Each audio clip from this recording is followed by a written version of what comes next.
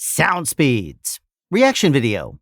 Let's do it. Hitting paste and okay, let's pause for a second. Africa Amaze YouTube channel with 10.9 thousand subscribers. This video was released on January 6, 2022 and has 822 upvotes. This is a 25-minute and 26-second long video. Oh, I'm tempted to not do it, but Africa Amaze, I don't know anything about this channel. Shooting a video with one camera position presents challenging capturing great audio on set. Oh, all right, let's go ahead and watch it and we'll see what happens. If I need to stop or advance through some of it in post, I will. But let's go ahead and let's see how much of this we can get through. This may be a long one. I mean, if it is, you can tell by the total running time of this video. So right now, what we're hearing, if you notice, is we're hearing the wind noise of the microphone. We didn't even hear the sandals come up. So the boom, if there was a boom, you probably have it over this guy right here. Listen. So there's wind, there's a little bit of wind noise. They were almost using the camera mic there, actually, because you heard his sandals as he was close to the camera, and then as he went farther away, it wasn't as prevalent. So I'm going to fast forward, blah, blah, blah. Come on now, say something. More than Usain Bolt. Even though he's the fastest or he was the fastest runner. But now, Coleman is faster than him. Okay, so what we're doing is we're focusing on this guy here, but this guy here, over here, you can see that he's talking. So the boom is very clearly on this guy here and not at all on this guy. But anytime you see a portion of another person's face or head, you need to hear them as well. So focus it over here. Focus the boom on him, but make sure you can cue back enough to at least get this guy as well. Otherwise, it looks awkward. No. It's a fact. He can run more than Usain Bolt. This one there is not true. Okay, it's not true. It's not true. That's why you're saying. So it's almost like a two-camera shot, actually, a two-camera shoot, even though it says it's a one camera, but it sounds to me like we're still focused on this guy here more than the more quiet this guy. So Yes, it's not true. Okay.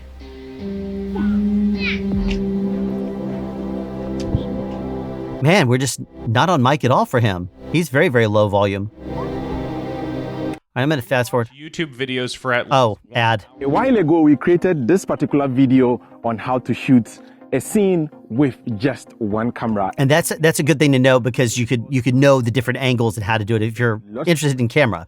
On how I actually captured sound for that particular scene. And so the goal of today's video is to show you how to capture sound whilst shooting with one camera. Okay. Before we get started, let me issue this disclaimer that I am by no means a professional sound person. He's got a New York City shirt. Studio or capturing sound in the field. I have basically learned this through the hard way for so many years now, and I want to share with you guys because I know most of you, the people searching for this, are probably running gun filmmakers or just beginners who have, let's say, friends or brothers to help you out whilst filming. Okay. Today, I have my brother here. So there's a lot that can be said for his style on this.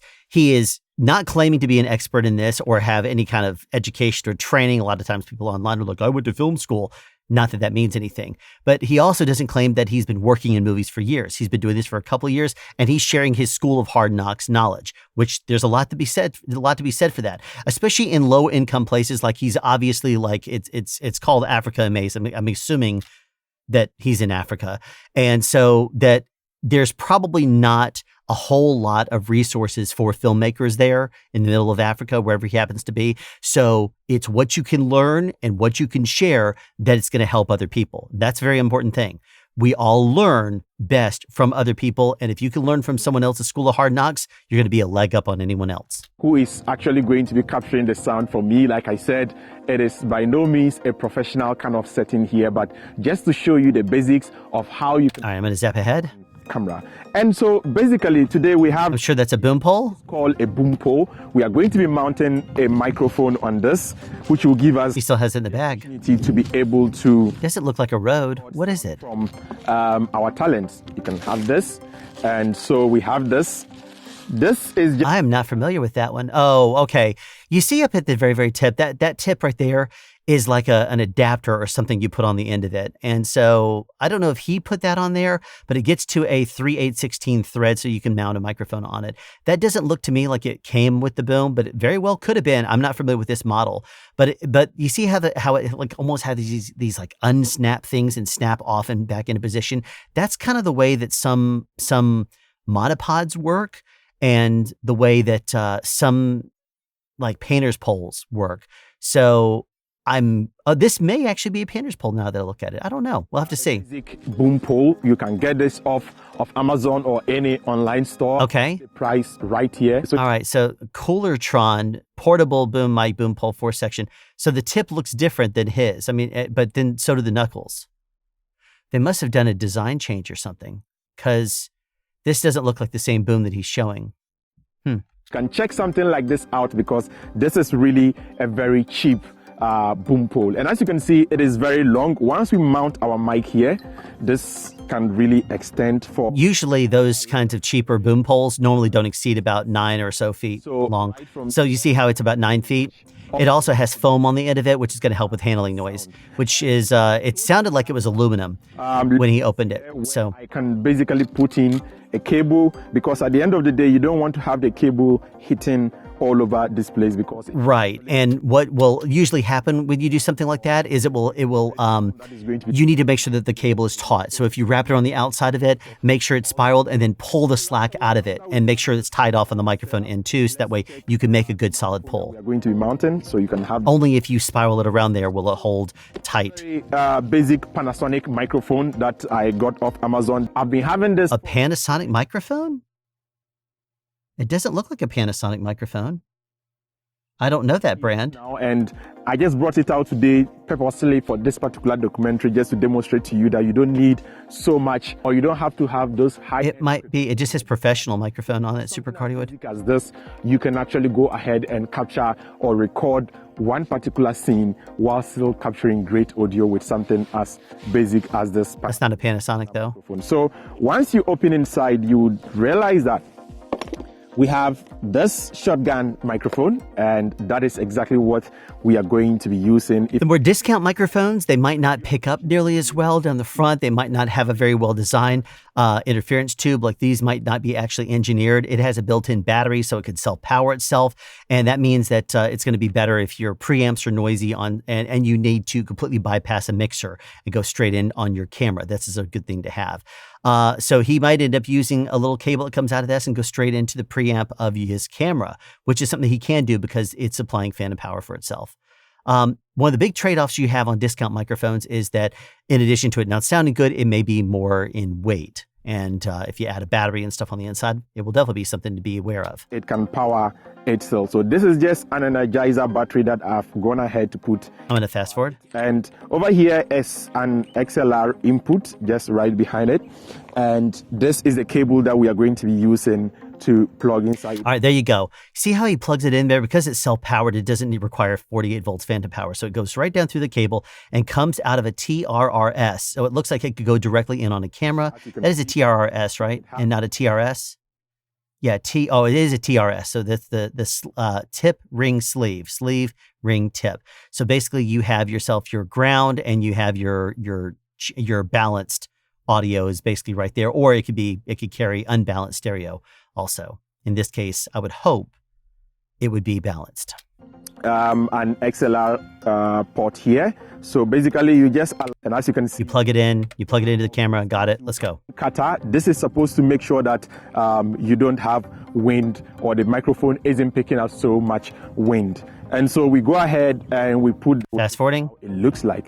And so now we are ready to now mount this onto this particular pole. But as you can see, there isn't any spot or there isn't anything on this thing which would make it adapter here, which is going to allow us to attach the mic. Oh, yikes. Okay. I understand why he's doing this. You got to deal with, you got to use what you have, but he's using a clip. Clips transfer the vibrations from your hands, from basically anything. If you accidentally touch it, you tap the microphone or you tap the boom itself, any of that sound is going to be transferred directly into the microphone capsule. So clamps, I really wish this guy had a shock mount. But maybe he says you should have a shock mount, but not a clamp. But So this is how it works. So we push the mic inside, and as you can see, we already have it like this, and it offers us now the opportunity to be able to cue the. But you see, there's no shock absorbency at all. So we go- It's not going to shock absorb it, anything. It's just going to go straight on there, and every little bit of a tap or vibration that gets in through the pole is going to transfer directly to the microphone. There's also no distance. So what's he going to do with this cable? Subject or extend this. That cable needs to be tied off right up here, so that way it makes a solid connection, and that little bit of a pigtail going from there to the boom pole will help to kind of dissipate a little bit of the vibrations that would hit the microphone. Because if it's just hanging down, then it's going to be all over the place. Loops around. Fast forward, And have this side. fast forward, This particular side. spaghetti on the cables. See, now we already have our cable hanging. So that is where this particular lockers now come in handy. Okay, so he's taking, I can good. I'm glad to see him doing this. Okay, so what he's doing is he's tying this off. He's going to use the Velcro. You need to pull it really tight and get all the slack out as much as possible. So you take that and move it all the way up closer to the tip, or at least that's what I would do. So that way you have a little bit less, like you see how if I pause, you can see how the cable comes right out. It's even a hard angle out of the rubber right there. It comes right down here. What you want to have is it just kind of loop out a little bit more gradual and maybe tie off up here someplace. That way you don't have any extra slack. It's not going to have any extra play. It's not going to have too little play. It's not going to hold it tight or tense. It's just going to be coming right out, but it's going to hold solid up there. That way, hopefully what he's going to do next is twist it around. And so the cable makes a very tight spiral around the boom pole itself. We'll see what he does. a little bit, and probably we can lock it around the side and use another Velcro over here again. And Okay, you see all this? How it's very loose right there. He needs to take the cable and wrap it around the pole at least a couple of times, and then pull it taut, and then use another piece of Velcro. attach it to the pole. We've now attached. That's amazing. She's able to carry a baby on her back, and she has an entire tub on her head. I mean, like I talk about with boom poles resting on your head and stuff, that really messes up your spine over time. Props to you, lady. That's amazing. But as I can see here, it's still a little bit loose. I'm not too. So he needs to spiral it around, send it around. It is very loose. Here.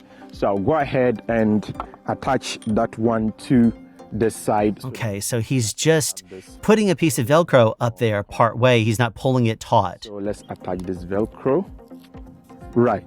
So Just as you can see, pull it. already kind of ready to go, and this is how we are going to be kind of capturing the sound. And so now let's. Okay, even on a budget, there's still a few tweaks that you can make. Again, if you came out here and just put a little bit of loop right there, maybe tie it off up here on the knuckles, because the boom pole itself is going to transfer more vibration through than the knuckles do. Knuckles mount to this, and sometimes some of the vibration dissipates by the time it gets from the boom pole into the knuckle. So I would tie this straight off up here to the knuckle, and then from there, run it down the end, add a couple of spirals, like a couple of loops around the boom pole, and then from this end of it down here at the bottom, you pull out the extra slack and you add a piece of Velcro there after you extend it. So extend it out all the way wherever you want it to be, then add that Velcro on there. That will pull out any and all of the extra slack that would normally slap and hit the boom pole, and that's going to help you tremendously. Our microphone is on before we move on to the next stage. So on You got to turn your phantom power on and make sure that's working. we have normal, and we kind of have the tele mode. So in this case, we just want it to be normal. So let's just pick it to the normal. So it's like 3 spot. This is off. I don't know this microphone, of course, but what I would say is that if you have normal and tele, you would probably want to use tele if it's outdoors and it's any kind of noise. Like it doesn't sound like it's overly noisy out where he is right now, but I would still probably use tele outside just because it would help get a little bit more directionality and less background noise. Normal can be done, I guess, but it's not exactly what I would focus on if I were. That means the audio is going to be baked onto Normal is what I would probably use indoors if I only had this one microphone. any sort of syncing or whatever. That way, we copy the footage and we are straight away ready to edit. Alternatively, we can also plug this to a mobile phone. Believe it or not, even with a mobile phone, we can plug this to it and capture or record the sound separate. Okay, so the big thing that you have to understand is that what he's talking about is running this microphone directly into the camera and bypassing a mixer recorder or something like that. And if you want to record it on a separate source, you can use your cell phone for that. So that's a good note. The thing is that you got to make sure the cable is long enough to get all the way over to the camera, wherever that happens to be. And another thing is, if you have cables like this, they've got to be balanced. You want them to have 3, like you have to actually open up the inside of the XLR connector, and you have to look at it to make sure there's a total of 3 wires going out of there, and then 3 wires go out of this end of the TRS of the boom itself too. Because if it doesn't, then it's not going to be balanced, and it's going to potentially deteriorate the sound, the quality of your signal by the time you get over to your recorder if the cable's too long. No, I hate direct, but Even if it's the camera. we don't have power here, so we need to plug this into some form of power bank to be able to. So because he has an adapter there, you really want to make sure that it doesn't slip at all. What I would do is I would add a piece of I would say Velcro, just add a piece of tape or something like that in there. I actually add heat shrink when I do similar things. That way it never is going to move. I have this particular cable here, and we can just plug this in. And personally, one of the things I always have in my This is for monitoring. power bank, mostly I move with power banks a lot. The preamps on that H1 are probably going to be better. If you notice right here, there's a little bit of a gap right there. You got to just make sure that this is going to be plugged all the way into the H1, because if it pulls out at all, it's going to mess up your sound. It's going to mess it up. I don't know if the H1 automatically defaults to these microphones, if you unplug an external source or what. But what I can tell you is that if you move this around a whole lot, you're going to increase your chances of having a connectivity issue right there. And if not today, it could end up happening in a few months or a few years, whatever. Bank here. So right away, I'm going to plug the. All right, I'm going to skip ahead a little bit here. He's talking about ways of backing up your recorder with battery. So that way, if your batteries are limited, you can. A tricycle passing by. I just hope it doesn't distort the audio too much. So basically, once we get to the editing, his audio is coming from a lav, which is right there on his throat. It should be fine. we would be able to sync that particular. I mean, it's one of those things when you're doing location shoots, you always do get concerned about any of those kind of sounds. But hey, I think he sounds just fine. We can hear him. Well, when I say he sounds just fine, he does sound like his signal is a little bit hot because his gain was up a little bit too high. But at the same time, you hear him just fine. I'm gonna forgive him. Particular video, or have links to that in everything ready to be able to capture. I'm gonna zap ahead a little bit. He is. Come on. My camera here and make sure it's on recording so that you can see what I'm currently seeing at the moment. You see this cable that's hanging down? Yeah, so that is not good. You want to manage your cable. So what I would do is, if it were me, I would pull the cable out of his position. He's not trained. Poor guy. As you can see, if you look, it's going to be actually hard because he has his arm out in front of him. So he's using his forearm to hold it up. He's going to start leaning back more and more and more. He's already a skinny dude. And that's going to be a lot of weight on the front end of this aluminum boom pole holding up the microphone and stuff over the course of time. So he is getting the microphone in there, and you got to be very careful of having this cable enter your shot. You don't want to make sure that it doesn't fall down and get into the shot if you're doing something like this. And be sure that sorry, I'm talking all over you, dude. Not in shot. So what this means is that you have. Luckily, it's a tight shot, so you can see right here. The cable is literally in front of the lens, but because it's probably coming down through here, and you're just totally missing it actually because it's out of the frame. So in this case, as you can see, this is the particular. It's way above the frame line. Get that microphone down. It sounded very, very full in the intro. Because get it down. Get it down. Go, go, go. Is to make sure that it's facing him slightly this way. I guess he means cue the microphone back towards his face a little bit, because if he dips his head down a little bit, you want that sound to still be very full on him. Like this, you place your hand at the forehead like this is like a unicorn, and at this tip, this is where the microphone is supposed to end. And so the cinematographer, well, that depends on the shot, is supposed to accommodate for this particular microphone. So in this case, he's going to have earpiece, or let's say he has a Z. Person will now have earpiece attached here, or earphones or headphones or whatever you choose to call it, so that he or she can now monitor to be sure that the sound coming or the sound feed. And the biggest thing that you would have to worry about out there would be maybe wind. What if I told you? What is that sound? Okay, so camera is rolling. Sound speed. Okay, what do you know? He's cueing the microphone directly at the guy that comes in and sits down. So he is out of the frame, and it's a nice wide shot. So that means that it's exactly as I called it. The microphone is going to be on this guy here that walks in there. And even though this guy is in the foreground, you're seeing a little bit of his face there, you're not going to be hearing him very prominently because the microphone's not focused on him. It's kind of the same kind of thing as I initially said, too. You didn't hear the sandals, it was closest to the camera when it was in the back position. Right there, you would hear him walk into the shot. So the sandals, Man can run more than his symbols. he sounded really full. We saw this. I'm going to fast forward through this. This particular side of the scene is done. So we are going to basically be... He's going to do one take and then move on. Awesome. So you come back and sit so that when we are ready, you can go back. So I'll have to now figure out the next shot, the way it's going to go. Then while the sound person looks into... He didn't even use this shot. Sure that he can... or did he? He might have. I don't remember. Frame the scene according to the way that... So depending on where the shadows are, this guy here might need to actually... There you go. I was about to say he might need to move to the other side of the... I mean, currently he was obscuring the view of the host of this video. So by being on the other side, the only thing I would also say is he needs to switch around and be facing the other way. So that way you're always facing camera. Right now his back is to the camera, but he hasn't moved his hands. This direction, so he can come from here. Take very key note of that. So note of you need to really make sure that at all times everything is actually shot the way it's supposed to be, because remember when we started he came from this direction, so he can't come from here. Take very key note of. Sometimes you can't cheat things based on the angle. This is a close-up.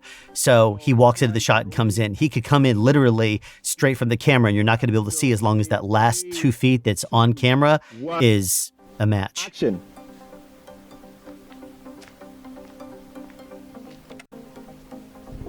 Whoa, he's so up high. Look at this. The microphone is really, really high. There you go. Get it down there.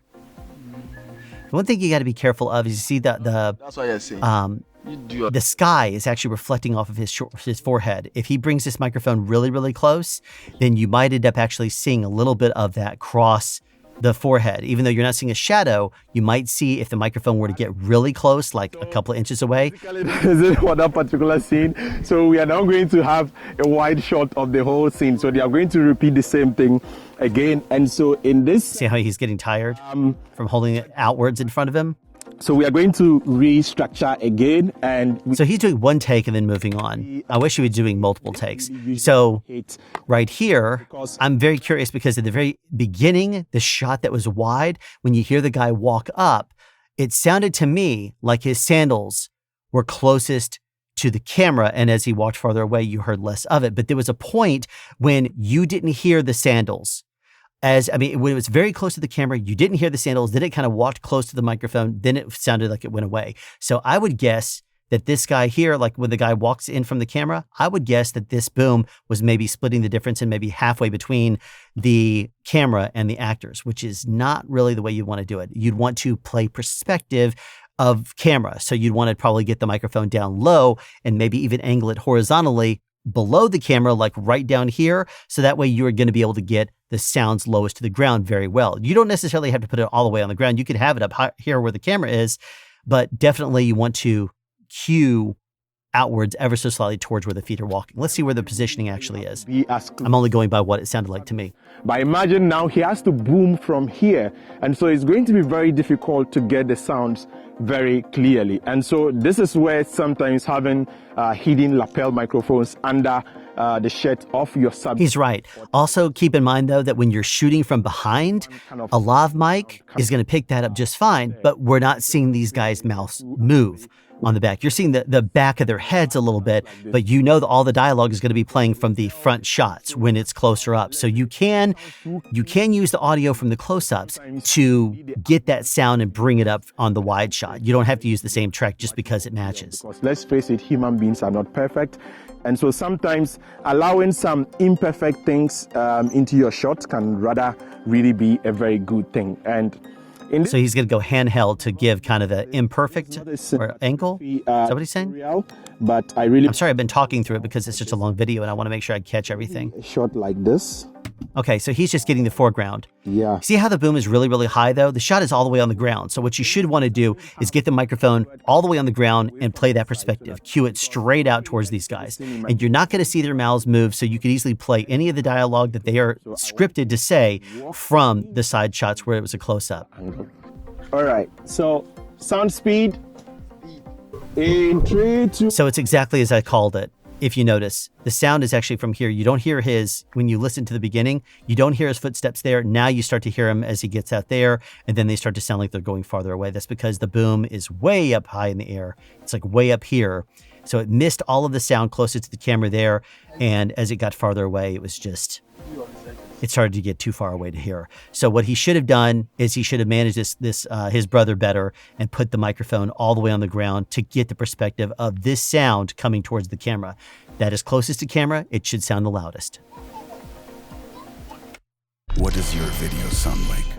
So basically with these 3 angles, I'm sure we are ready to be able to put up something together. So He has 3 angles, 3 takes. You can put together a scene with that if you're actors and everything is the way you want it to be. your video. So we've just used a very cheap microphone connected to this cable, which is also in turn connected to this Zoom H1N. And what he did and how he did it on a cheap microphone with no shock mount, a cheap boom pole, that kind of stuff, as long as there is no movement in the hands, you should be okay on something like this. You're basically a glorified C-stand at that point. Us right now. So these are the basic equipment that we use in the making of this particular video. So at the end of shooting all this particular or all the shootings that we've done, this is how the final video actually looks like. Okay, one thing I'm going to say before we get to this, and we actually, I don't even need to watch this point from here on. He made his point and did a good job with this video. The one note I would say is that if you're using a microphone, like an external microphone going directly into your camera, and you're recording that way without using any time code or sync points or anything like that, he's not syncing at all with claps or anything like that because the microphone goes directly into camera. Here's the thing though. Some cameras have a delay on the sound or a delay on the picture because of processing. So what you still should do is you need to clap at least once or twice so that way you know how much of a sync delay there is between your picture and your sound. He may have already done that in the past and recorded multiple times in the past, and he knows that there's always a 4-frame delay on this. I know that one of my cameras always has an 8-frame delay anytime I do a recording. So when I get into post, I just grab the audio and move it over 8 frames, and I know exactly where that is. Anytime I use that camera, it's always going to be out of sync the exact same amount. So his camera may be the same way. But this video was a very bare bones basic. It was one of those that you can tell this guy who's experienced in these kinds of projects, there's a little bit that he still needs to learn, but he is on the right course. I mean, he's at least learning. He's doing a good job of putting what he learns from every project into the next project. And hopefully the information that I've given towards that in this video will help him if he ever sees this video, and he'll know a little bit more about how to get better responses, how to get a little bit better sound out of it. The big thing is shock mounts and boom poles are a big deal. You want to make sure you have a good quality shock mount. If you have a cheap boom, a cheap microphone, cheap cables, get yourself a good shock mount. That should be the next thing he really spends his money on if it's sound based at all. His sound wasn't terrible at all, but I would say that a shock mount would increase what he's able to do tremendously if he's using those microphones. Maybe get yourself a little bit heavier duty wind protection. That might be another big investment. But regardless, hopefully this has helped you, especially if you're doing a lot with lower budget projects. And like I said, I really I wish these guys at Africa Amaze really have a chance to benefit from videos like maybe this reaction video if they ever do see it, because I think that he's definitely got a good mind for what is going to help him the most in the edit. And perhaps multiple takes, perhaps getting the microphone to match more perspective where the camera's looking. You want it to sound like it looks, and trying to get the microphone as close as you can to your talent will help the signal to noise ratio. But then you got to make sure that the preamps are right on the camera too, otherwise it will distort. So in a video that's about sound on this guy's channel here. He's talked about the sound aspect of recording a scene with basically three angles, but this is the sound portion of it. I would say that he needed to concentrate and maybe manage the process of the boom operator a little bit more, because he still seemed very much shot and camera focused in this video. He was kind of just talking about a couple of basic things, and he needed to explain perhaps a little bit more about this is where the boom operator needs to go. Maybe he did, and I was just talking through it, but it sounded to me like he wasn't managing the process, especially when he got over on the right side, the guy that wasn't doing most of the speech.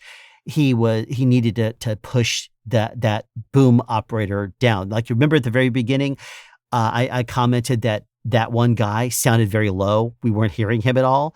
So he didn't sound like he was on mic very well. Well, that's because the microphone was 5 feet over his head. If the microphone was pushed down lower, we would have heard him better. We only heard one guy well, and that was the first guy that we got at the first angle. So things like that, you want consistency. You want it to be an even match on both sides. The shots were even. The shots were the same on both sides. And then you drop back for the wide shot. So because the shots were the same, they should have the same type of sound. If the microphone always plays this high over someone's head in a shot that size, you want to make sure it matches on both sides. That's the kind of thing that's going to really help you out. Thank you for tuning in to this episode of Sound Speeds. Be sure to tune in the future for more reaction videos, knowledge that you may or may not have access to, and as always, sound advice. Have a question you'd like answered or want to add something? Be sure to write it in the comment section down below. You can also make a suggestion for future topics of discussion. Again, comment section down below, or you can email me at soundspeeds@yahoo.com. Be sure to subscribe and turn on notifications so you won't miss out on future sound advice.